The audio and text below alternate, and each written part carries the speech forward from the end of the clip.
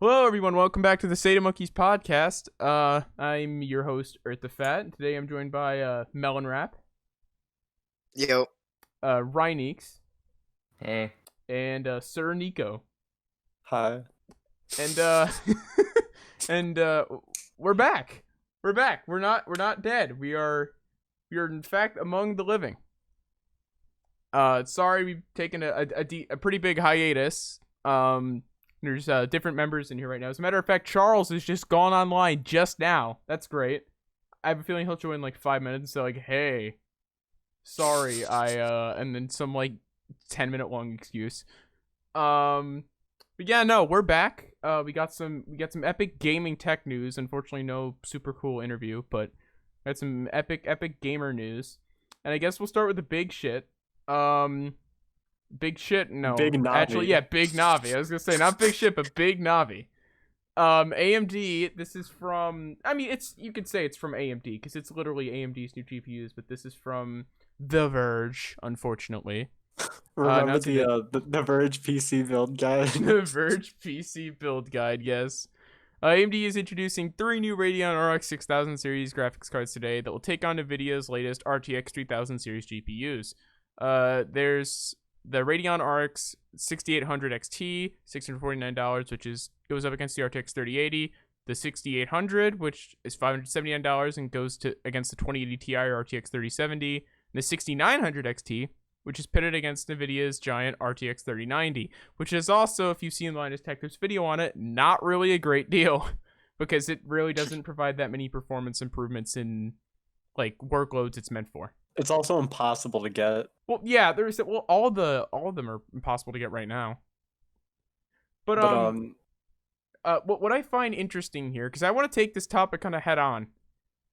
AMD's GPUs. I don't know if you guys remember the RX 5000 series or the Vega series or the RX the RX 560 or 580, 480, 380, etc.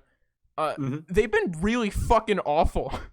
Yeah, AMD's definitely been behind on the GPU market for quite a while. Yeah, I believe it's the RX 580 that's literally just an RX 480 with a higher clock. It's actually the same exact thing.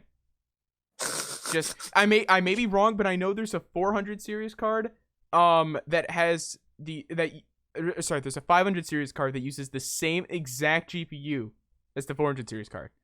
But and they just market it as the same thing. AMD made quite a bit of like a comeback with CPUs. Oh, absolutely. And they used to be way behind Intel, but now they're definitely competing, if not better than Intel, especially in price to performance. They're better than Intel if you've seen the Intel recent is comparisons. snoozing. The AMD's performance for price on their CPUs is pretty crazy. Yeah, and, I don't even if know benchmarks. Go ahead. If benchmarks are to be believed, their new GPUs might be able to compete with the new RTX 30 series for cheaper. So yeah, I'm looking at this chart here on the Verge article. It's got the RX 6800 XT versus the 3080. Keep in mind the 3080 is $700, I believe. And the 6800 XT is $649, so it's $50 less. And it says here in Battlefield 5, in ultra settings, I guess, for Battlefield 5. I guess I'm not sure if that's the. I guess that's the setting what it looks in game. like to me. Yeah. In 4K. It says, for example, in Battlefield 5 in ultra settings, the RX 6800 XT runs at 113 frames, versus the RTX 3080 from NVIDIA running at 100 frames, it looks like, or maybe a bit above that. But to be fair, they don't actually show what settings the NVIDIA one is running on. You'd assume the same, but why would they label it only on their stuff? It could be slightly misleading, but if we were to take the graphs at face value, it does seem like the RX 6800 XT is almost completely even or even slightly better in certain games than the RTX 3080. And it's at clear a price point of $50 cheaper. It's clear to me as well that this specific chart is rushed because Ultra Nightmare settings for Doom Eternal is bolded, and nothing else is bolded on the entirety of the screen except for their logo at the top. So I'm not really sure why that is. Yeah, that's kind of funny. It's I'm not- only on that graph too. Yeah, only on that one. And that's for 4K gaming. That's actually really impressive at ultra settings 4K gaming, nearly 140 frames in Doom Eternal. That's really impressive. I might have to go buy that. It like genuinely, it's pretty good. I've contemplated selling my not brand new. It was used, but for like 3 days. My, let's say, brand new RTX 2070 that I bought in June. I've been debating selling it already and just getting a RTX 3080. So I just won't have to upgrade. But now seeing that AMD's new GPUs may actually be competitive again, I'm glad I waited, because this might actually it may end up ultimately driving prices down, and that'd be really cool. And if the GPUs do end up being competitive, AMD will be really dominant in the tech scene compared to other companies. Yeah.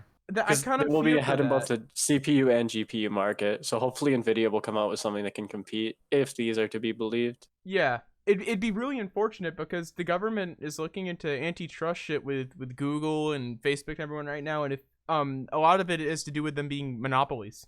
So if AMD all of a sudden controls the CPU and GPU space, there might be a problem. Like, so for AMD's sake, for their history of over the past few years of releasing shitty GPUs, I really hope Big Navi is fucking massive Navi. But I also kind of hope they don't go, like, it doesn't stay like that forever, so they don't get split up. But it'd be really cool to see them on top again. You don't want to see AMD become a monopoly. However, it is nice to see them finally being competitive, because Nvidia for the last few years has definitely not really had much of a competition in the GPU market.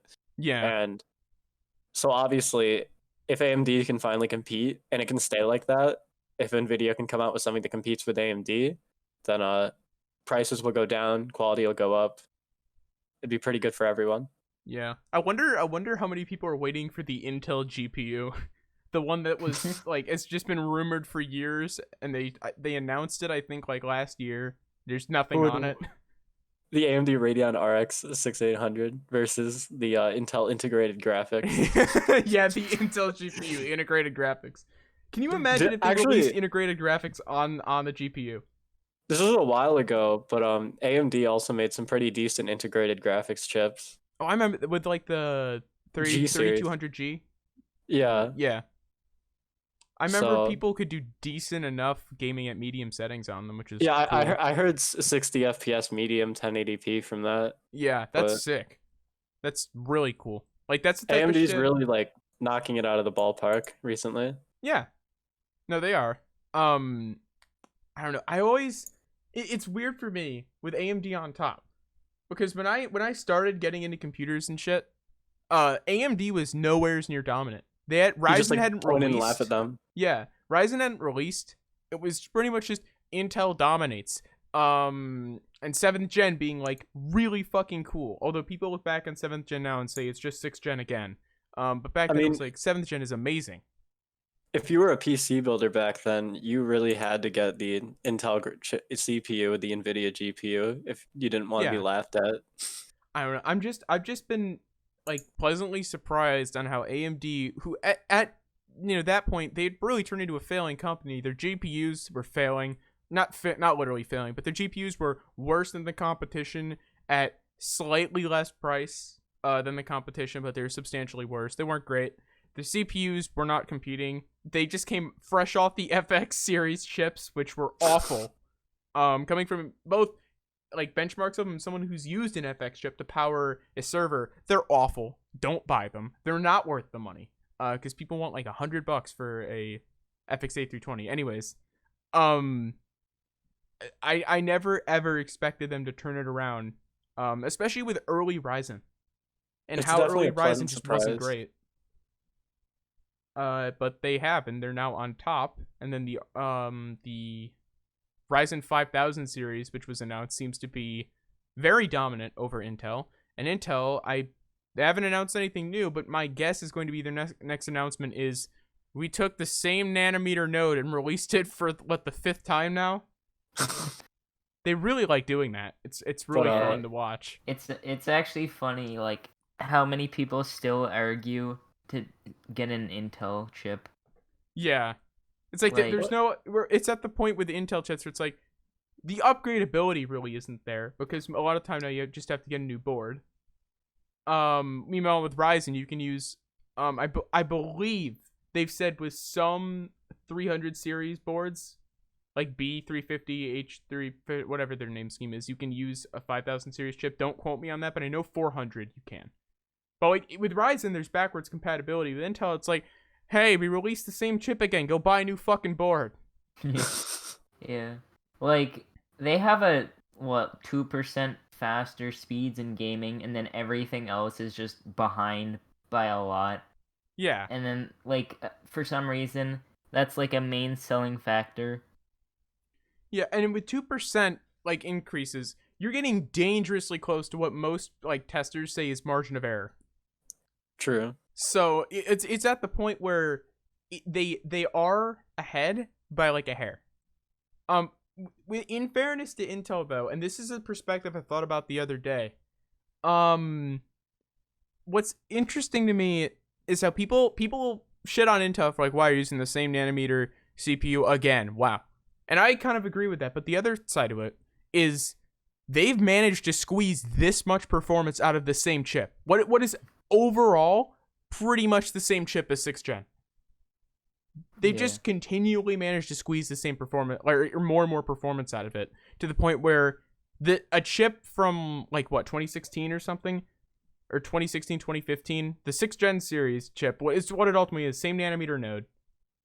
The fact that a 14 nanometer node CPU is competing with a 7 nanometer node CPU, which I believe is the Ryzen 3000 series, and it's surpassing it, albeit by like nothing, but at least matching it. That's insane to me. Like I don't think people give Intel enough credit for that. I mean, obviously they deserve credit, but I feel like if Intel wants to compete, they're gonna have to come out with something new. Yeah. What I think would it's possible they could even really like match AMD or do better than them like a fair amount, but they just don't.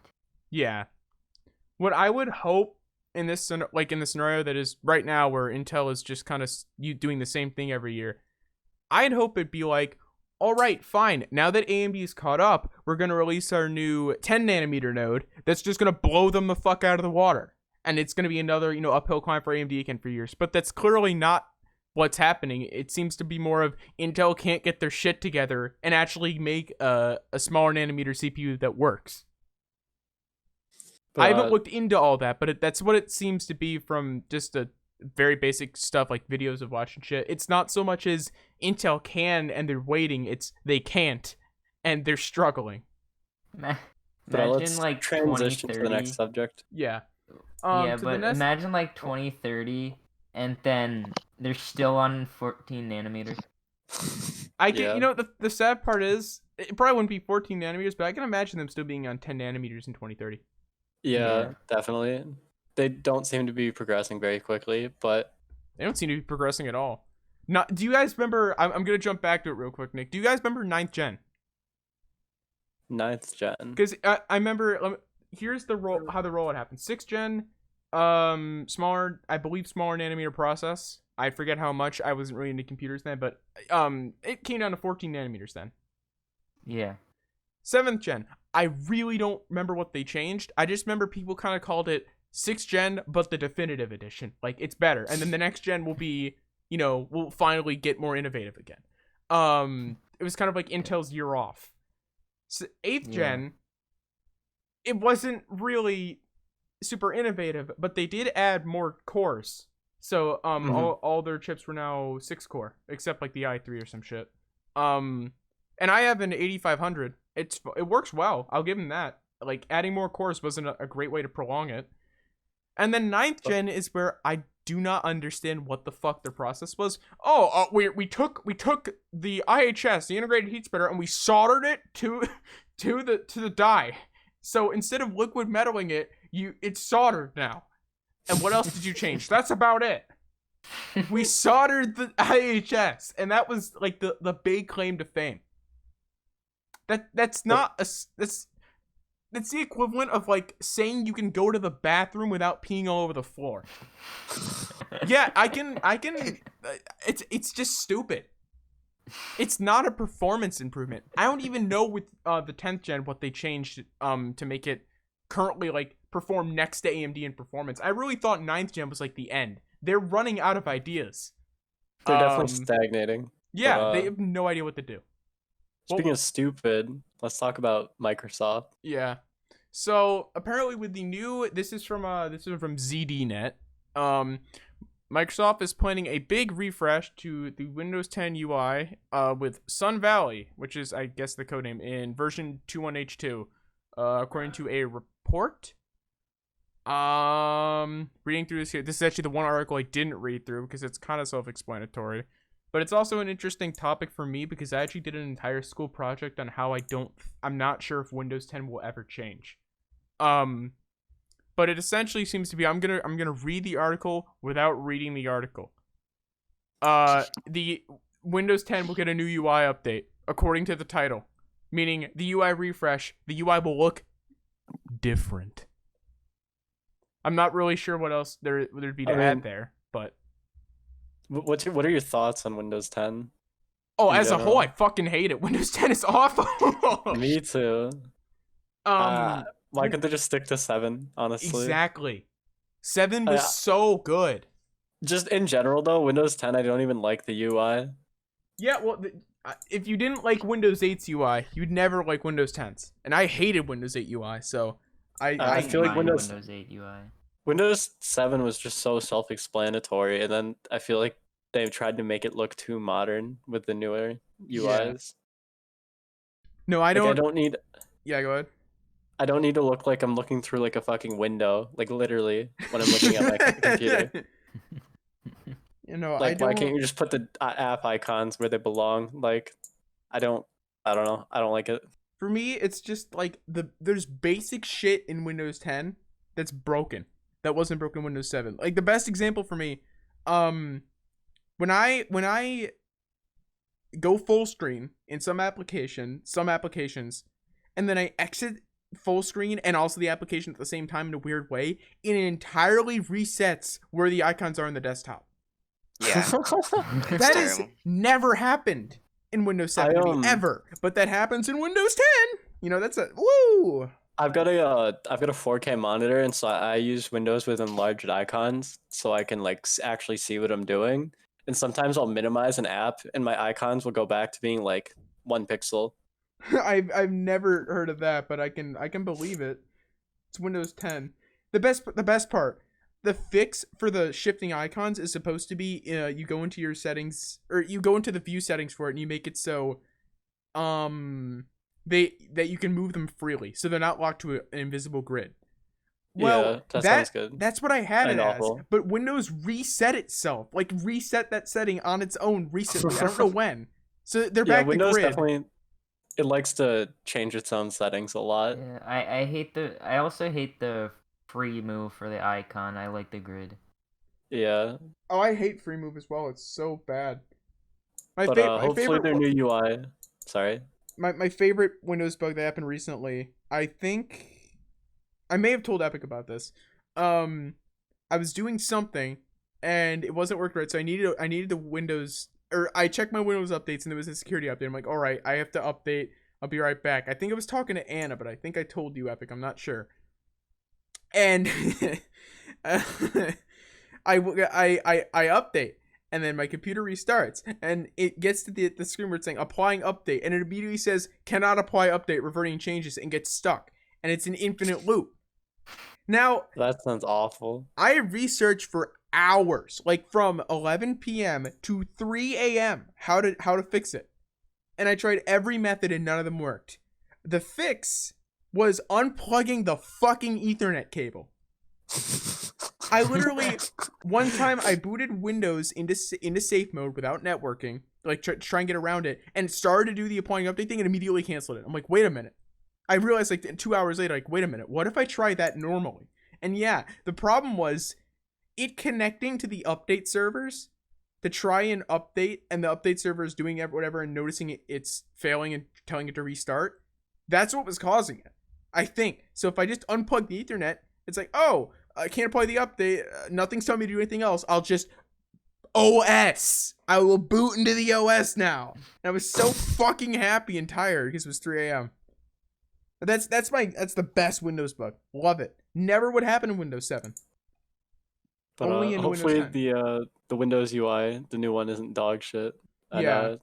another Windows thing, the Well, yeah, next Windows article. is well, I mean, Adobe already did, but Windows is killing off Flash by removing it from future versions and in a recent update. What update is it that they're moved in? I don't know. I haven't updated my computer, so I'm kind of scared. Same. Bleeping computer node, the update KB4577586 just rolls off the tongue. Only removes the Flash version bundled into Windows 10, not any standalone versions you've installed yourself. Okay, so if you and it's an optional catalog update. That's a very misleading title in Gadget, saying they remove Flash and prevent it from being installed. Yeah. But They literally just contradicted themselves and says it doesn't remove Flash from Microsoft Edge or other browsers or standalone versions. I mean, seems like Yeah. mostly clickbait, but at the same time, I don't understand why Microsoft and Adobe are so intent on killing Flash Player. I really don't either. I don't know. They're not even. It's not like they're just like they're like trying to end it. They're like trying to murder it. remember to update your Adobe Flash players, please. Are you is Flash animation is related to Adobe Flash, right? Like that's Yes, I wonder it's what's gonna happen animated to in Flash Flash animation. Player. From what I heard, there was there's like a project to try to archive every single animation and like Flash game on Newgrounds. No, not like that, not like that. Like this is a shitty example that I wish didn't exist, but it's an example. Teen Titans Go is done in Flash for the most part. What's I'd gonna assume happen so. there? I'm assuming they'll find another like another program, but what I True? was saying, every animation on Newgrounds was also done in Flash, which is why I brought that up. Oh yeah. The people streamer I watch Vine sells Vinny. He's been doing recently Adobe Flash Player like packs. He'll do a stream of like the best Flash games, just because he knows it's shutting down soon. He wants to. But apparently they're trying to archive everything, but I just don't understand why they're trying to kill it so hard. Yeah. When is Flash gonna be dead or 2021, it looks like. 2021? I thought I remembered last year like they said 2020 is gonna be dead. Well, Like, they the probably mean start of like 2020. what is it? The last day of December 2020. Maybe. I don't know. I do know one thing that's going away. This is not in our article things here, but this is important enough, and it's not really news because it already came out. But do you guys know Google Cloud Print? No. No. So Google Cloud Print allows you to link up a printer to your Google account. And then if you go to print something, per se, I'm fucking in Arizona and I have an internet connection, I could print something through Google Cloud Print and it'll print to my home printer. Very cool service. I actually use it on our main printer because our main printer is shit and refuses to properly detect if it's registering any IP on the network. Like it's detected on the network, but it itself will not say it's on the network. It can't tell. It's a problem. I'm not gonna get into it. I've spent who knows how many hours on the phone with Canon, and even they have no fucking idea what's wrong with it. But I use that for that printer, and that service is going away now. Why? I don't know. It's probably for the same reason that Google's just removing Hangouts, just cause. Just Yeah, 'cause. I don't know why they like make so many services just to kill them off later. That's Google's Like, strategy. They throw yeah. everything at a wall and see what sticks. It's the same thing with Google Plus and Well, all yeah, but that shit. even if it does stick, they'll still remove it. Like Google Cloud Print, I know it's got to be widely used because people will also use it on there are ways I believe to use it on like old printers that don't have like traditional ways to connect. This is not really an example because this one actually does, but we have a printer from like 2007 or something like that. It's some old HP OfficeJet 6300. It's like 2007 or 2009 we got it. That actually has a driver on Android, surprisingly, that allows it to to print via phone, which is really cool. But before that, I don't like it didn't always have that, I don't believe, and I think you could use Google Cloud Print to actually print something to it. I think people rely on that to print from their phones and stuff. So are they supposed to spend $500 now to get a new printer when their printer works fine? I mean, printers in general are a scam, so I wouldn't be surprised. How are printers a scam? This is interesting. Printer ink. Yeah. Printer ink is crazily expensive, and sometimes if you're like out of yellow ink, your printers won't let you print in black and white. If you're Oh, out yeah, of yeah, yellow yeah. ink, stuff like that. Printers, they're like pretty much designed to break, so you have to buy a new one. It's very hard to find a printer I that'll last for disagree a long with that. time. I don't think they've always been designed to break. That I think that's more of a recent thing. Well, I said I didn't say they were always designed to break. I said they pretty much are designed to break. Oh yeah, We I Like- still should think that's make more of a an- recent thing. We should make an ethical printer company where our ink isn't $10 million. I'm pretty sure that exists somewhere, but just in general, printing is like not a very good industry. Yeah, I will say our OfficeJet HP OfficeJet 6300, great printer. The back clips on it that allow it to like fold up so you can look inside of it are broken. So it's just kind of sitting in the plastic register clip that tells the system that, you know, the top is on, and it still works fine after so many years of sitting in the basement in a box collecting dust. It works fine. It's a bit slow, but it prints fine. And there's even a manual override for ink issues. So if because we had to do that, we bought a reused, I guess it was like a black ink cartridge that was empty. Some company refilled it, sell it for cheaper. It wasn't registering properly, but you can manually override it to force it to print using it, and it prints fine.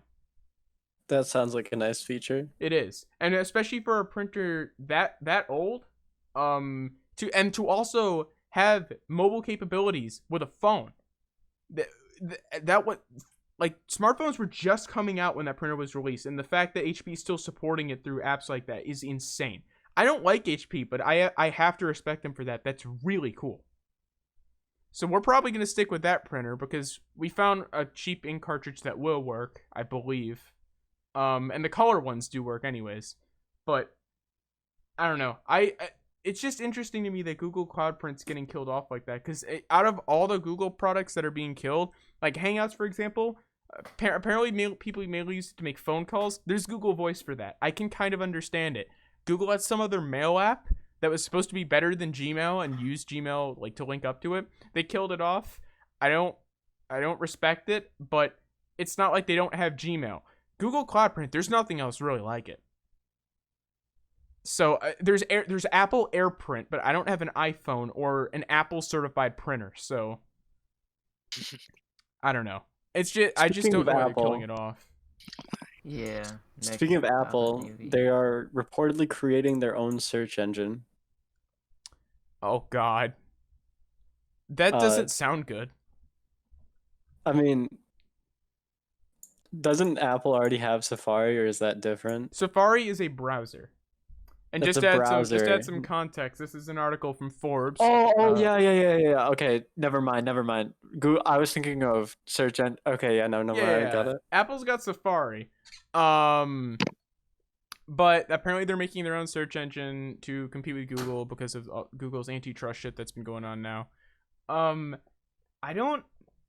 not sure how well there's a number of factors to introduce there besides the fact that you're making a search engine from scratch, because that can be done. DuckDuckGo did it, I believe.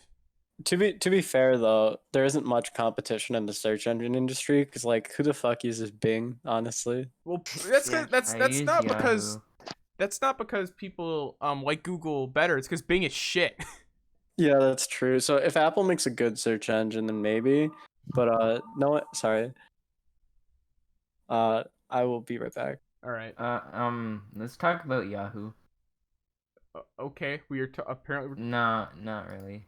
Okay, But- we're not. Good joke, Epic. I laughed. Yeah, it's pretty funny. Yeah, I don't know how well the Apple search engine would do. I'm here. The issue is, knowing Apple, they'd probably try to integrate it in with their other products. So I'm slightly concerned that they might make it so the search engine is only really optimized for use by people who own Apple products, Yeah. and that might constrict their market value. It Yeah. probably would be like paywalled to death or something. Well, I don't know about paywall to death. Because Apple doesn't seem like the type of company who would make a search engine available for everyone to use, because pretty much every Apple product is designed to be integrated in with every other Apple product into their own ecosystem. And I don't feel like they'd make a search engine completely outside that ecosystem. The counter to that I have is you can download the iTunes app on Android.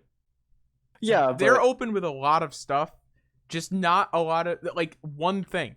iTunes, that's actually really cool to have, but a lot of the other stuff they're open with doesn't fucking matter. Yeah, it's also funny how on Android there's an app called Move to iPhone or something, and it's by Apple. Yet I checked on the Google App Store, no, the Apple App Store, and there's nothing for moving to Android or Yeah, there is. Samsung. I believe it's built into iOS though. I'm pretty sure because I've looked at it before. I think I originally was going to use it for my phone when I switched my iPhone SE to my. I mean, when I switched from my iPod to an Android phone, don't remember ever being able to do anything. I'm pretty sure there is, but maybe there is a way and I just didn't know about it. But I'm pretty sure I still have iTunes with just like random music from like 2008 in it or something. Yeah, well, I started when I moved from my iPod to my old J3. I just started from scratch because I didn't care enough to bring anything over. All the pictures I had were just like either game screenshots or other garbage. Gaming. Let me put this cursed image real quick in the podcast text. I just want to show this. I sent this to Epic. iPod Nano 6th generation. Yeah, since we're talking about 16 Apple. gigabyte by Rockstar Games. Yeah, iPod Nano 6th generation Rockstar. It's really great. But speaking of games, yeah, Halo Rockstar's Infinite new Lead. iPod Nano they're releasing. No. The lead from Halo Infinite reportedly resigned. So Yes, the ugliest game on the new Xbox. that's slightly worrying because that game already not looking too great. Yeah, that game in its reveal trailer, Microsoft's acting like so proud, like, well, yeah, look at all this stuff, and the game looks awful. Like not from the gameplay's perspective, but from graphics. It looks like Toy Story, but in a game. Everything looks plasticky. I'm assuming they rushed the game to reveal. Yeah. So maybe it'll look good in the final version, but combined with the reveal trailer, combined with the fact that the lead left, it's not looking too hot. They're just re-releasing the original Halo. And in other game news, kind of similar, Cyberpunk got delayed again. I'm aware. I don't think that's the worst thing in the world. In fact, there's a YouTuber I watch, Sid Alpha, who did a video explaining why it's really not that controversial. Well, I'm not saying it's necessarily bad. I just think it's significant. And also, I'm pretty sure CD Projekt Red said something like no more delays, and then they delayed it again. Well, the reason they delayed it, I believe they delayed it for 21 or 28 days or something. Yeah, I saw they delayed it to help solidify console releases. Yeah, they said they're testing 5 different versions of the game, all from home. And I also assume that probably means they're just now at home receiving a lot of the PS5 development kits and stuff and Xbox stuff and able to test that. They said they had it ready for the newer gen. They just don't have it ready for the current gen. Gotcha. I think that's what they said. It's gotten to the point where even Google doesn't know. It just, if you look up Cyberpunk 2077 release, it just says 2020. That's it. Oh, it's just not that them delaying is necessarily a bad thing, because obviously we want the game to be good, but I just think it's kind of humorous. Yeah, it got delayed again. I hope it the one thing to note from it takes it out of the running to be a 2020 game of the year, because I believe those selections happened before or sometime in November, and the game's now set to release in December. So that's pretty significant, actually. I sure can't wait to play Cyberpunk 2077 and 2077. Yeah. Now people are gonna be fucking. It's gonna be Christmas Day, and people are gonna be playing fucking Cyberpunk. It's gonna be Christmas Day. You're gonna be your mom's asking you come downstairs, come open your presents. You're just gonna be playing Cyberpunk just all fucking day long. If the game's good, sit under the tree for 48 hours. we still don't know if the game will actually be good, but I here's hope it hoping. will. I mean, when you have Keanu Reeves saying "you're breathtaking" on stage, that's a ballsy move. It was So, definitely a good marketing ploy. It became a meme, so and you just become the face of the game. yeah, true. So I hope it's good. Wholesome Keanu Reeves Reddit No moment. way, Fortnite, John Wick, and Cyberpunk. it's John Wick. What I think will probably happen with Cyberpunk, like for the first week, it's been hyped into oblivion, so it's probably looking gonna at be disappointing. I'm looking at a No Man's Sky situation. I feel. Yeah, or it's being hyped into oblivion. Well, No Man's Sky was different because the main developer just wasn't great at public speaking and said a bunch of shit that was gonna be in the game, and none of it was. Well, no, I'm not. I'm not saying that. It's. I still think it's similar because the game's just there's a lot of hype around it, and it's questionable whether it'll be able to live up to it, and that's why I referenced No Man's Sky. In that regard, yeah. And so, but obviously, No Man's Sky is a much better game now. So even if Cyberpunk is a bit disappointing at launch, maybe it will be good by the end of its life cycle. Who knows? One of my biggest issues with Cyberpunk 2077 is, I really don't know what kind of game it is. I've heard it's going to be open world. I'm pretty sure that that's part of it, but I don't really know like what it is. It's clearly more than techie GTA 5. I feel like it's like an open world third person RPG, right? No, it's not. It's not third person because like all the footage from the game is first person. No, I'm pretty sure you can swap to third person. Oh god. Maybe, I don't know. If you honestly, can, though, I doubt it. I doubt it's the focus because like all the footage they've shown is first person. Why would they let you create your character like that if you're only playing in first person? Well, I mean, there are people who only play GTA 5 in first person and customize the shit out of their character. But can't you play GTA in third person? Yeah, no. I'm not saying you cannot. That you can't play it in third person. I'm just saying I don't think that's the main focus. I think. Well, I'm just saying the emphasis on character creation implies to me that there will be a way to play the game in third person. True. Or at least see your character. Maybe I'm wrong though. But like that, like what do we know about Cyberpunk as a game? What's it about? You can like there's like I think there's like big companies and like crime organizations you can like shoot things. That's all I know. And you see now where the problem arises, where they've had this giant these giant marketing campaigns with Keanu Reeves and shit, and it's now like a well-known name game, and everyone knows the name, and no one really knows what it's about.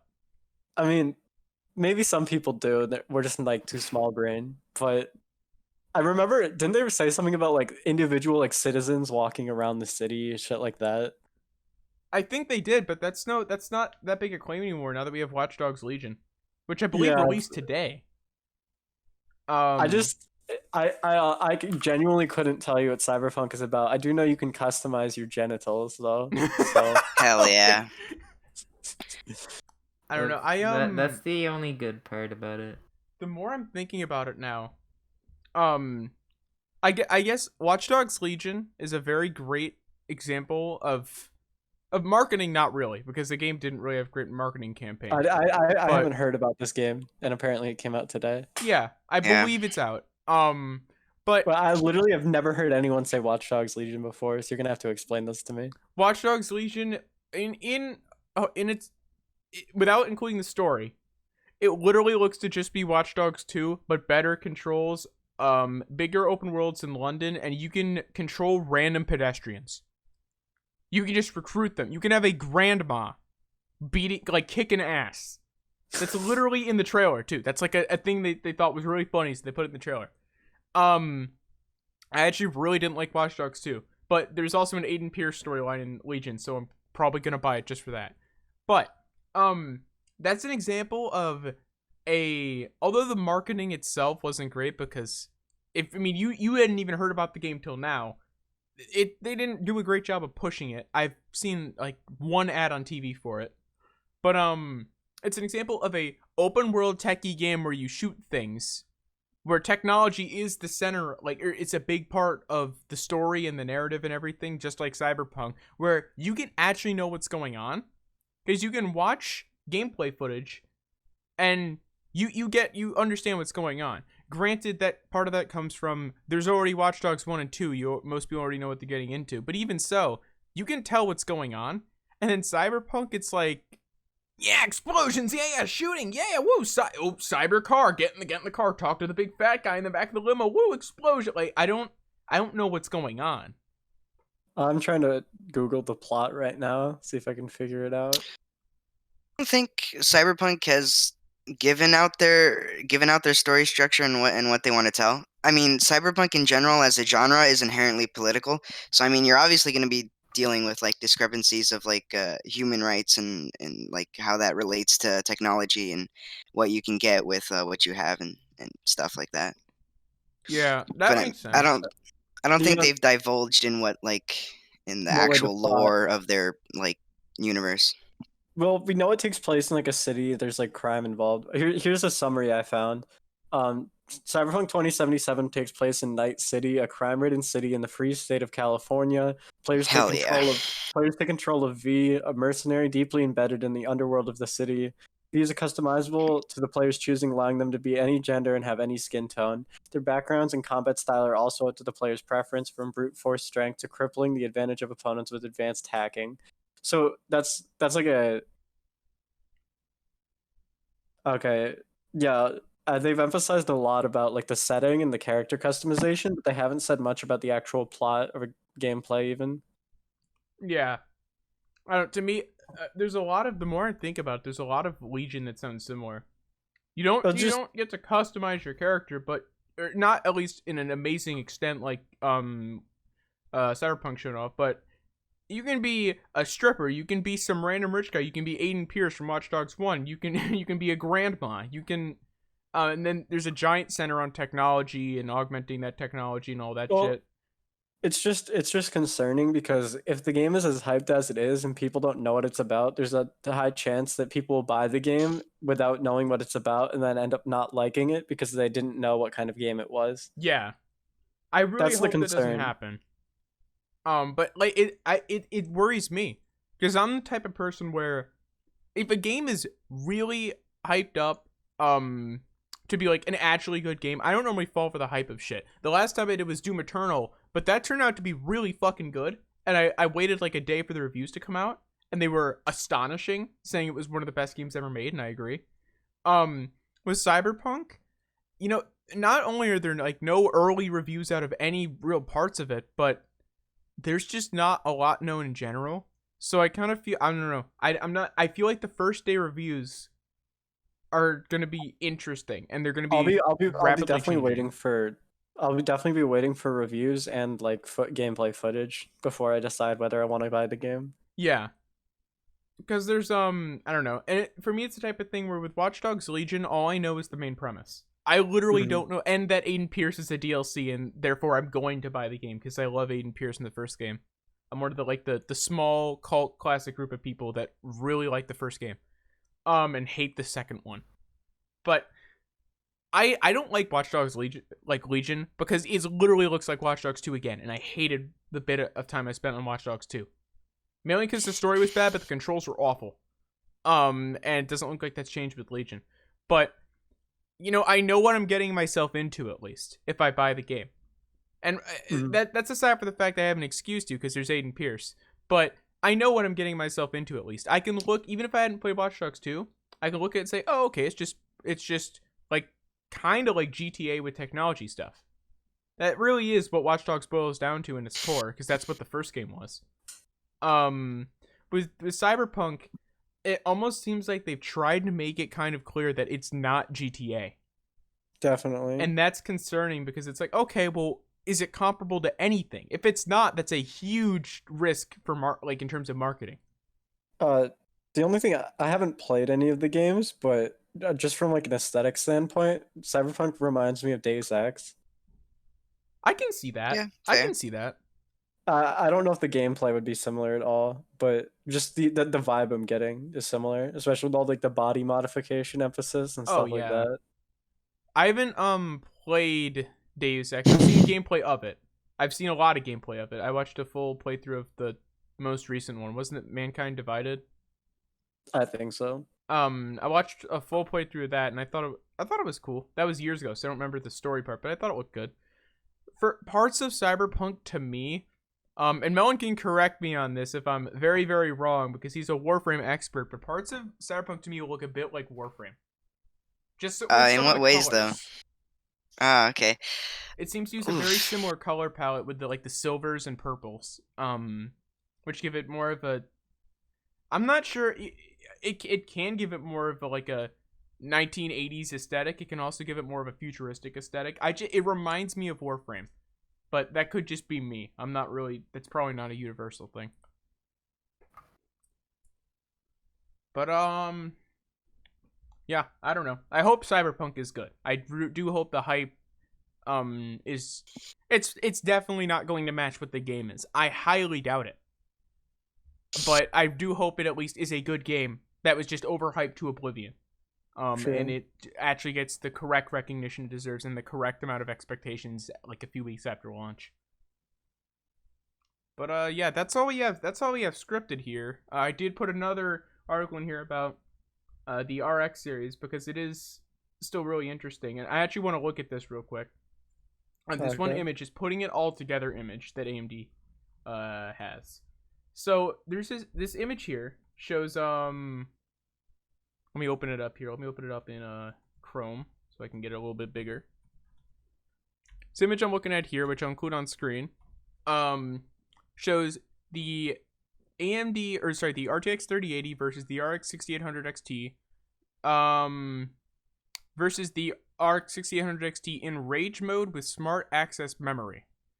The white being the rage mode smart access memory version. So if you turn on, I guess some feature, I believe that's what this is. It seems to outperform NVIDIA in like every single way. With that being said, am I the only one here who's noticing that the bar for NVIDIA is the same exact bar across every single game? They might have like, yeah, I don't know. Because these are like the same settings and same games that they showed earlier, so why is the bar now the same? Why is NVIDIA performing better now? But it's interesting to me that there's a mode they're saying you can enable. Rage mode, that's like kind of cringe. It is. It's just interesting that there's a mode they're saying you can enable on their cards that makes them perform better. Why? Why is it a mode? Why is this not default? You know, like what is Probably it might be taxing on like the card. I don't know. Maybe it's like the equivalent of how Intel hate how you overclock their CPUs. They don't support warranty. So this is AMD showing off. You can do rage mode, but it's not supported. But we made it. I don't know. And maybe I think rage mode might be related to them saying their cards perform better on AMD CPU, like with AMD CPUs. Maybe that's what that's in relation to. I'll actually pull it up here to see because I'm actually curious now if that's what they're referring to. I bet it is. I don't know why else they do like a enableable mode that makes your card better. It just doesn't seem very smart. I can't seem to find the image in this article. Oh, here we go.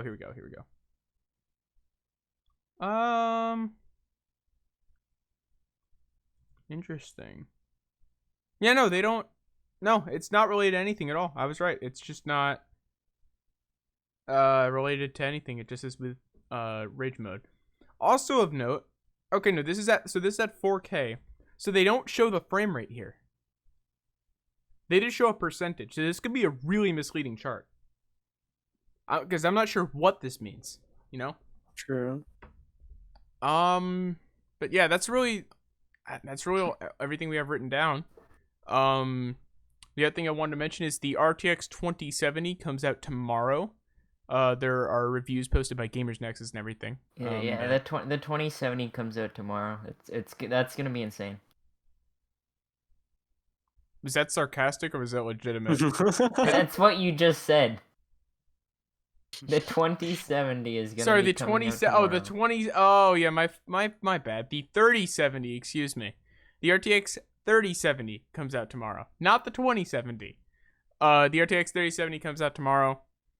I hope it's good. I have not watched all of Gamers Nexus review on the Founders Edition 3070. I still have to do that, but I don't know. I think it should be good. But now with the reveal of the new AMD cards, it may have very, very like actual existing competition. So, yeah, that's about all we got. And real quick, I want to plug our Minecraft server we run at SATAMonkeys.com. You can connect to the server by using that address, SATAMonkeys.com. We have a private 1.16 point whatever fucking version. It's gonna be the most recent, I believe. 1.16.4 releases tomorrow, so it'll be updated tomorrow to match that. But you can join with any version on that server above 1.12.2, so long as you are whitelisted. Just PM me for whitelisting. You can join our Discord server at discord.satamonkeys.com. And back to the Minecraft server, we also have a completely unwhitelisted modded server, and you can find our mod pack by searching SATAMonkeys on the Twitch app in the Minecraft mod section. If you want to download it directly, you can also go to modpack.satamonkeys.com. So yeah, this has been the SATAMonkeys podcast. I've said that name way too many times in the past minute. Holy shit. I need to get better at that. Say it again. This has been the SATAMonkeys podcast with your host SATAMonkey, Earth the Fat, and your co-host SATAMonkeys, Melon, co-host SATAMonkey, Rhinings, and co-host SATAMonkey, Sir Nico. There you go.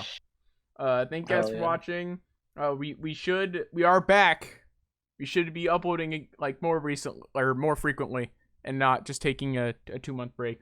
We are back. Expect more podcasts, and yeah, go check out the 50 cent of an album, my new meme album I released. If you guys have anything you want to plug, then go ahead. I'm good. All right. Yeah, all right. All right. See you guys later. Thank you for watching.